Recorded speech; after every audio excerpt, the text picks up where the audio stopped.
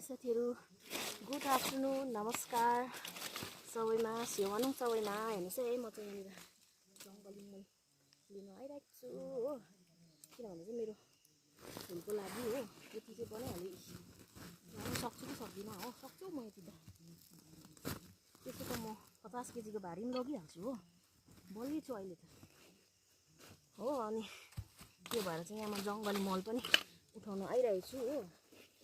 अन्त जङ्गली मल चाहिँ यहाँ घरकै छेउदेखि अलिक ओर जङ्गलमा भइरहेको रहेछ हो, मजाको। हेर्नुहोस् न, राम्रो हुन्छ अरे यसले चाहिँ फुलहरू।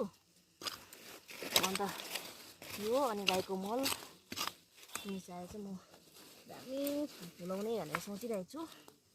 हेर्नुहोस् है, योपालि चाहिँ आज त हाम्रो त यहाँनिर बजार पनि हो, बजार गएर आएर पनि मेरो यो काम चाहिँ गर्नै थियो नि त साथीहरू, गरिरै छाडेँ मैले। अब म लिएर घर जान्छु हो, यति त भइहाल्यो। हेर्नुहोस् है, अब यो चाहिँ फुल त हामी सकिन्छ अरे नि साथीहरू, तर निकै मुस्किल पर्छ, पनि परिरहेछ हो। यति चाहिँ भएको छ है साथीहरू, हेरिहाल्नुहोस् जङ्गली मल।